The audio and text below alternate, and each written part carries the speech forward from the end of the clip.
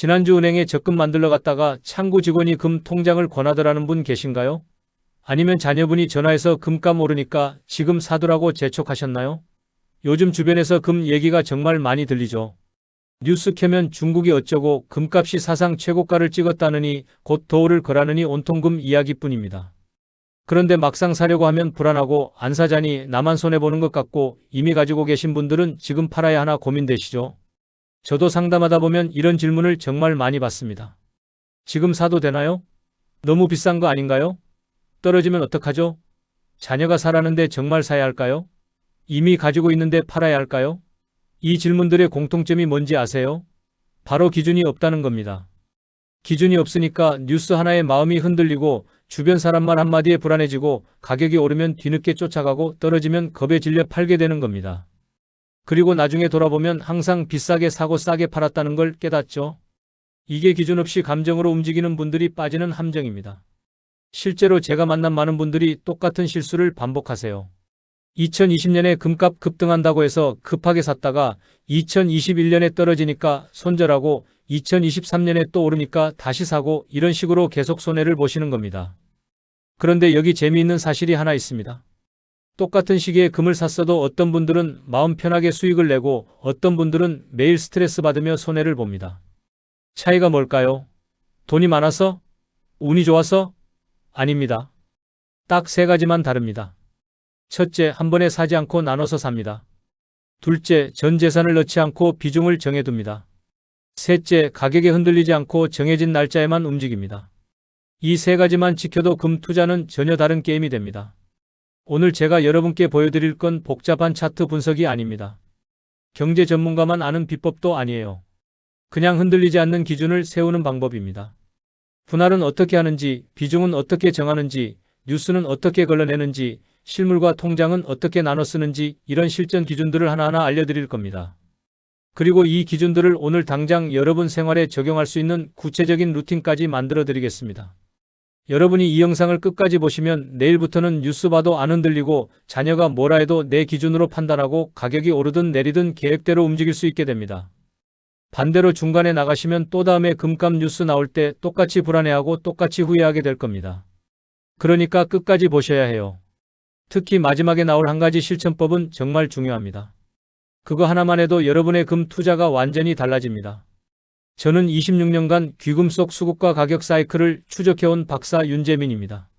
학계에만 있지 않고 실제로 개인 투자자들을 상담하면서 어떤 방식이 먹히고 어떤 방식이 실패하는지 직접 봤습니다.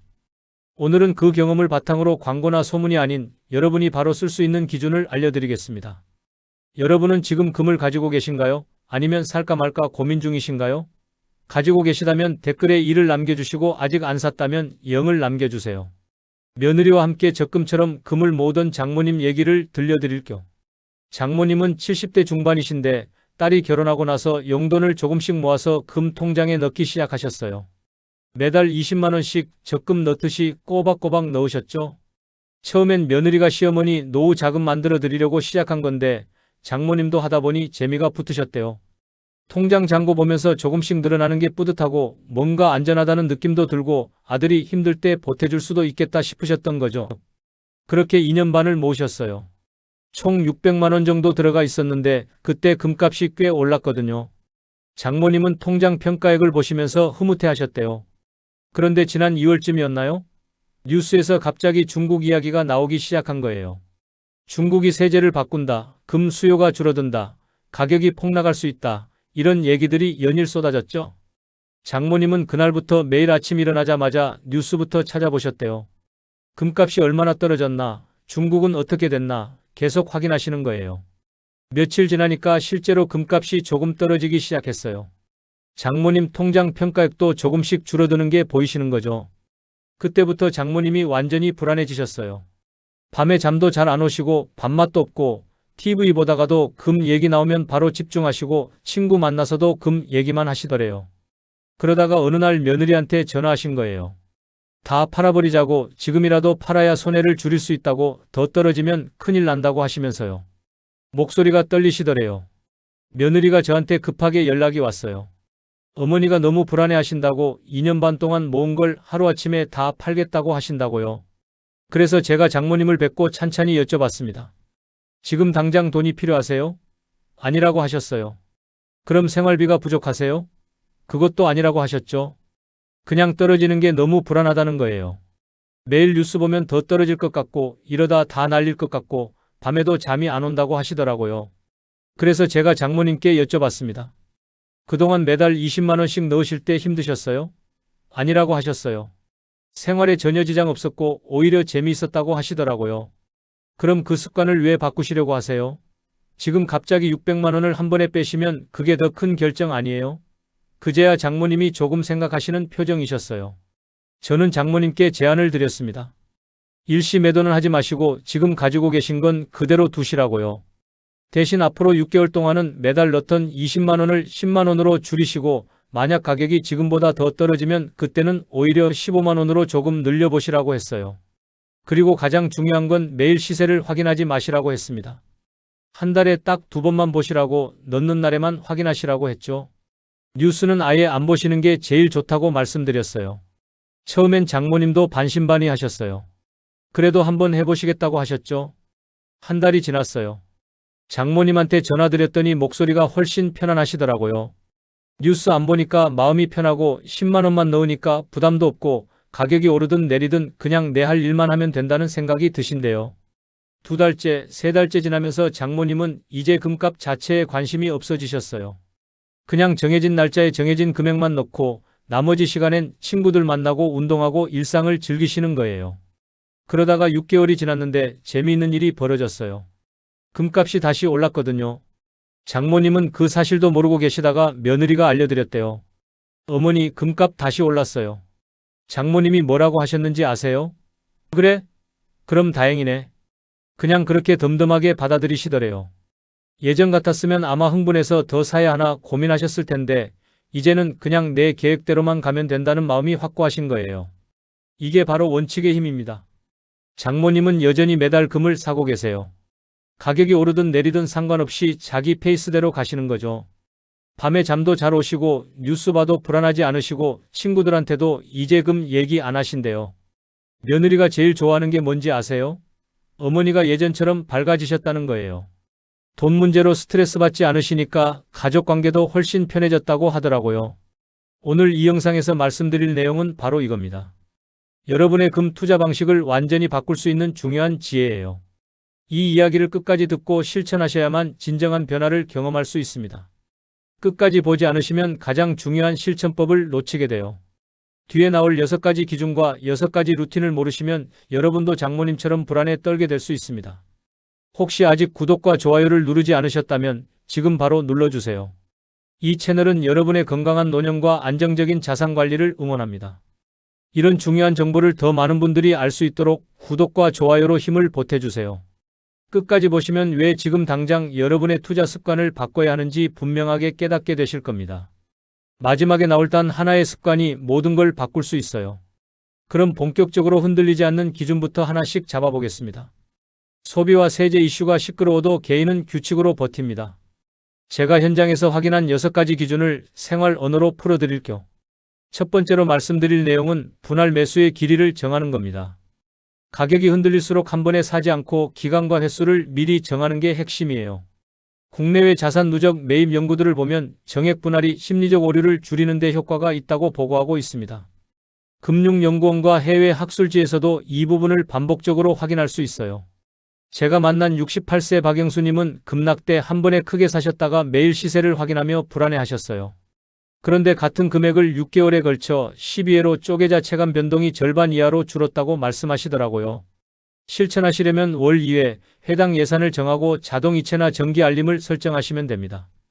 여기서 주의할 점은 가격이 급등해도 분할 횟수를 임의로 줄이지 않는 겁니다. 감정이 개입하면 원칙이 무너지거든요. 여러분은 몇 달에 걸쳐 나눠 사면 마음이 편해지시나요? 다음으로 비중 상한선과 하한선을 정하는 게 중요합니다. 가계자산에서 금의 비중 상한과 하한을 명확하게 정해두는 거죠. 국내외 가계 포트폴리오 연구를 보면 위험 분산을 위해 자산별 비중 관리의 중요성을 계속 강조하고 있어요. 제가 상담했던 72세 김미선님은 상한 15%를 절대 넘기지 않는다는 원칙 덕분에 급등장에서도 과도한 추격을 피하셨습니다. 주변에서 다들 더 사라고 해도 자기 기준을 지키셨던 거죠. 실천하시려면 총 금융자산을 기준으로 금, 비중 한 5, 상한 15 같은 범위를 정하시고 분기마다 점검하시면 됩니다. 주의하실 점은 부동산 처분 같은 큰 변화가 생기면 비중을 다시 계산하셔야 한다는 겁니다. 총 자산 규모가 바뀌면 비중도 달라지니까요. 여러분 댁의 금 비중 상한은 몇 %로 잡으시겠어요? 세 번째는 실질금리와 달러 흐름을 보는 겁니다. 명목금리에서 물가를 뺀 실질금리, 그리고 달러 강약은 금과 자주 반대로 움직이거든요. 국제금 가격과 실질금리의 장기 상관성은 해외 중앙은행과 국제금협회의 보고서에서 반복적으로 확인됩니다. 66세 정문호님은 소비자물가 발표주에만 매수 알림을 두셨더니 괜한 추격 매수를 크게 줄이셨어요. 뉴스 헤드라인에 휘둘리지 않고 데이터 나오는 날만 체크하신 거죠. 실천하시려면 물가 발표 주간, 기준금리 발표 주간에만 소액을 배정하시면 됩니다. 여기서 주의할 점은 지표는 방향을 참고할 뿐이지 분할 규칙을 바꾸는 근거로 쓰면 안 된다는 겁니다. 지표를 핑계 삼아 충동 매수하면 원칙이 무너져요. 지표 발표 달력 휴대폰에 저장해 두셨나요? 네 번째는 실물과 계좌 상품의 역할을 분리하는 겁니다. 실물은 보관 목적으로, 계좌형은 유동성 목적으로 쓰는 게 원칙이에요. 보관 비용과 스프레드 차이가 커서 구매 경로에 따라 실제 수익률이 많이 달라집니다. 70세 오은정님은 예물용 실물은 그대로 유지하시고 변동 대응은 계좌형으로 돌리셨더니 거래 비용이 눈에 띄게 줄었다고 하셨어요. 매번 실물을 사고 팔 때마다 수수료가 부담스러웠는데 계좌형으로 바꾸니 훨씬 가볍더라고요. 실천하시려면 예물이나 장기 보유는 실물로, 분할 매수나 리밸런싱은 계좌형으로 통일하시면 됩니다. 주의하실 점은 보관비, 배송비, 환매 수수료를 사전에 꼼꼼히 확인하셔야 한다는 겁니다. 생각보다 숨은 비용이 많거든요. 여러분은 실물과 계좌형을 섞어 쓰고 계신가요? 다섯 번째는 소문과 광고를 걸러내는 능력입니다. 극단 전망, 확정 수익, 한정 수량 같은 문구는 무조건 경계하셔야 해요. 행동재무 연구를 보면 공포와 탐욕 프레이밍이 개인의 의사결정을 심각하게 왜곡한다고 보고하고 있습니다. 74세 이상 철님은 급등 확정이라는 광고를 보고 충동 매수하려다가 체크리스트 덕분에 멈추셨어요. 세 가지 질문을 스스로에게 던지신 거죠. 실천하시려면 매수 전에 항상 세 가지를 확인하세요. 지금 내 비중은 범위 아닌가? 분할 일정은 맞는가? 비용은 합리적인가? 이 세 가지만 체크해도 충동 거래를 막을 수 있습니다. 주의하실 점은 메시지 출처가 불명확하면 절대 거래하지 않는 겁니다. 요즘 문자나 메신저로 오는 투자 권유는 대부분 사기예요. 최근에 혹한 문구에 마음이 흔들린 적 있으신가요? 마지막 여섯 번째는 중국 변수를 보는 관점입니다. 소비와 제도 변화는 단기 수요를 흔들지만 장기 방향은 구조적 요인이 결정한다는 걸 아셔야 해요. 국제금협회와 각국 통화당국 통계를 보면 중앙은행 매입, 인플레이션 기대, 지정학적 리스크가 장기 수요에 영향을 준다고 제시하고 있습니다. 69세 고지연님은 중국 세제 뉴스가 나와도 분할 규칙을 그대로 유지하셨더니 체감 손실을 크게 줄이셨어요. 뉴스는 들리는데 내 계획은 안 바뀐다는 자세를 지키신 거죠. 실천하시려면 중국 관련 뉴스가 나올 때는 추가 판단보다 분할 원칙을 재확인하시면 됩니다. 주의하실 점은 단기 급락에 겁먹어 전량 매도하는 건 절대 피하셔야 한다는 겁니다. 급락은 오히려 분할 매수의 기회가 될 수 있어요. 뉴스가 쏟아질 때 여러분의 체크 문장은 무엇인가요? 다음 장에서는 이 기준들을 하루 생활에 녹이는 구체 루틴을 더 자세히 펼쳐보겠습니다. 이제 우리가 세운 기준을 실제 일상에서 어떻게 실천할지 구체적인 루틴으로 만들어 보겠습니다. 첫 번째 루틴은 알림 달력 만들기입니다. 물가와 기준금리, 주요 국가 발표일만 표시해놔도 불필요한 시세 확인이 크게 줄어들어요. 매일 뉴스를 보면서 조바심 내는 것보다 정해진 날짜에만 체크하는 게 훨씬 효율적입니다. 주의하실 점은 달력 알림이 너무 많으면 오히려 불안이 커진다는 겁니다. 알림이 쏟아지면 또 스트레스거든요. 실천하시려면 한 달에 2번만 알림을 설정하시고 그날에만 분할 실행을 검토하시면 됩니다. 나머지 날은 시세를 아예 안 보시는 게 좋아요. 알림을 몇 회로 제한하시겠어요? 두 번째 루틴은 예산봉투법입니다. 생활비와 투자 예산을 완전히 분리하면 급락장에서도 생활이 흔들리지 않아요. 투자 때문에 생활비를 건드리는 순간 모든 게 불안해지거든요. 주의하실 점은 절대로 생활비 항목을 침범하지 않는 겁니다. 아무리 좋은 기회가 와도 생활비는 건드리면 안 돼요. 실천하시려면 월 투자 예산을 봉투나 별도 계좌로 완전히 따로 두시고 분할 일정일에만 꺼내서 쓰시면 됩니다. 이렇게 하면 투자와 생활이 섞이지 않아요. 여러분의 월 투자 봉투 금액은 얼마가 적당한가요? 세 번째 루틴은 수수료와 스프레드 체크표를 만드는 겁니다. 매입가와 매도가의 차이가 실제 수익에 직접 영향을 주거든요. 이걸 모르고 거래하면 수익이 나도 수수료로 다 빠져나가는 경우가 많습니다. 주의하실 점은 무료라는 문구에 숨은 비용이 없는지 꼼꼼히 확인하는 겁니다. 수수료는 없어도 스프레드가 크면 결국 손해예요. 실천하시려면 거래 전에 수수료, 보관비, 환매 조건을 표로 직접 적어보시고 다른 경로와 비교하시면 됩니다. 숫자로 직접 보면 차이가 확 느껴져요. 최근 거래 비용을 직접 계산해 보셨나요? 네 번째 루틴은 비중 리밸런싱 날을 정하는 겁니다. 분기마다 비중을 원래 범위로 되돌리면 과도한 탐욕과 공포를 자연스럽게 줄일 수 있어요. 가격이 많이 올라서 비중이 상한을 넘었다면 일부 매도하고 많이 내려서 하한 밑으로 떨어졌다면 추가 매수하는 거죠. 주의하실 점은 분기 중간에는 임의로 손대지 않는 겁니다. 리밸런싱은 정해진 날에만 하셔야 해요. 실천하시려면 분기 마지막 주에 총 자산을 계산하시고 금 비중이 범위를 벗어나면 매수나 매도로 조정하시면 됩니다. 달력에 표시해두면 놓치지 않아요. 여러분은 분기 리밸런싱 날짜를 정해두셨나요? 다섯 번째 루틴은 가족과 함께 확인하는 안전장치를 만드는 겁니다. 큰 결정을 혼자 하면 감정에 휘둘리기 쉬운데 가족 한 명과 상의하면 충동을 효과적으로 줄일 수 있어요. 누군가에게 설명하다 보면 스스로 문제를 발견하는 경우가 많거든요.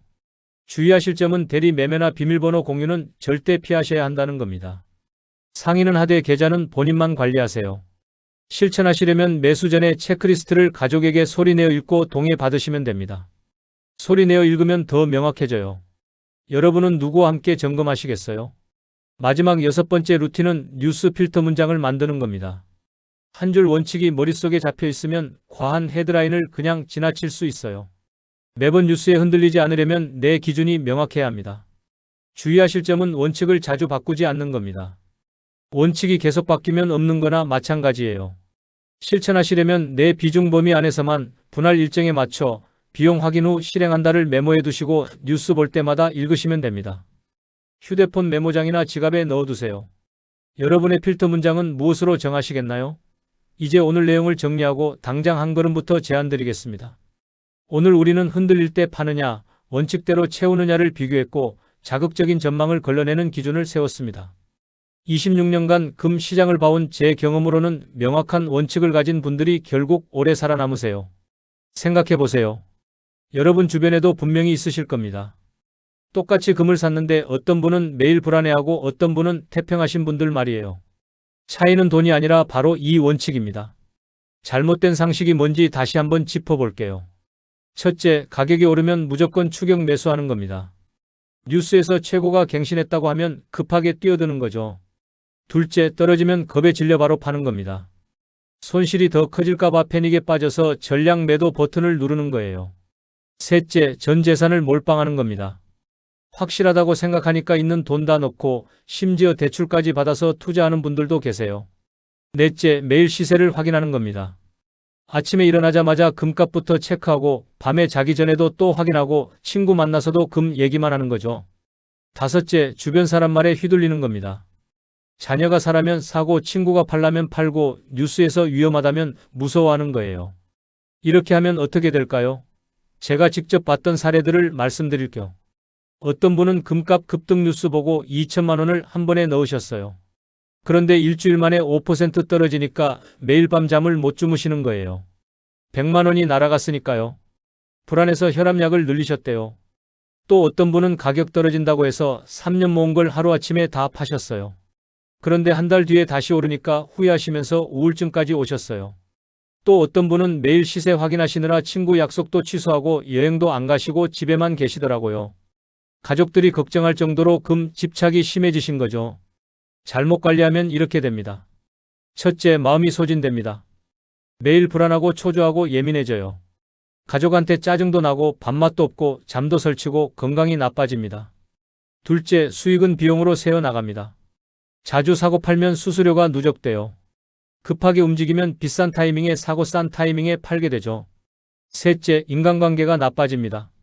친구들한테 금 권유하다가 관계가 틀어지고 가족한테 투자 강요하다가 싸우게 되고 혼자 끙끙대면서 우울해집니다. 넷째, 시간을 낭비합니다. 시세 확인하고 뉴스 찾아보고 유튜브 보느라 하루가 다 가요. 정작 건강 챙기고 취미 즐기고 친구 만날 시간은 없어지는 거죠. 반대로 올바른 관리가 뭔지 정리해 볼게요. 첫째, 분할 일정과 비중 범위를 먼저 정합니다. 감정이 아니라 계획으로 움직이는 거예요. 둘째, 지표와 비용은 확인만 합니다. 참고는 하되 원칙을 바꾸는 근거로 쓰지 않는 겁니다. 셋째, 정해진 날짜에만 실행합니다. 나머지 날은 아예 잊고 삽니다. 넷째, 생활과 투자를 분리합니다. 투자 때문에 생활비를 건드리지 않고 생활이 투자에 휘둘리지 않게 합니다. 다섯째, 가족과 함께 확인합니다. 큰 결정은 혼자 하지 않고 체크리스트로 걸러냅니다. 제대로 관리하면 어떻게 될까요? 아까 말씀드린 장모님처럼 됩니다. 첫째, 변동이 오히려 기회가 됩니다. 가격 떨어지면 더 싸게 살 수 있으니 오히려 반갑고 가격 오르면 기분 좋게 보유하면 되니까 어느 쪽이든 괜찮아요. 둘째, 생활이 안정됩니다. 가격이 움직여도 내 계획은 흔들리지 않으니 마음이 편해요. 잠도 잘 오고 건강도 좋아지고 가족도 안심합니다. 셋째, 시간이 자유로워집니다. 매일 시세 확인 안 해도 되니까 그 시간에 운동하고 친구 만나고 취미생활 즐기게 돼요. 넷째, 자신감이 생깁니다. 내 기준이 명확하니까 누가 뭐라 해도 안 흔들려요. 자녀가 재촉해도 친구가 권유해도 뉴스가 떠들어도 내 길을 가는 거죠. 오늘 당장 할 한 가지를 제안드립니다. 지금 바로 메모장을 꺼내세요. 휴대폰 메모장이든 수첩이든 상관없어요. 거기에 딱 3줄만 적으세요. 첫째 줄, 분할 일정입니다. 예를 들어 매월 1일과 15일, 월 2회, 해당 10만원 이렇게요. 둘째 줄, 비중 범위입니다. 예를 들어 금 비중 최소 5%, 최대 15% 이렇게요. 셋째 줄, 필터 문장입니다. 예를 들어 내 비중 범위 안에서만 분할 일정에 맞춰 비용 확인 후 실행 이렇게요. 이 3줄을 적으셨으면 휴대폰 배경화면으로 캡처해서 저장하세요. 매일 보이는 곳에 두면 원칙을 절대 잊지 않게 됩니다. 뉴스 볼 때, 자녀 전화 받을 때, 은행 갈 때 이 3줄을 보면서 내 기준을 다시 확인하세요. 이거 하나만 해도 여러분의 금 투자는 완전히 달라집니다. 장담합니다. 한 달만 지나도 마음이 편해지는 걸 느끼실 거예요. 3달 지나면 이제 뉴스가 안 무섭습니다. 6달 지나면 원칙이 습관이 돼요. 1년 지나면 여러분이 주변 사람들한테 이 방법을 알려주고 싶어지실 겁니다. 여러분은 오늘 어떤 원칙부터 적용해 보실 건가요? 댓글로 알려주세요. 분할 일정부터 잡으실 건가요?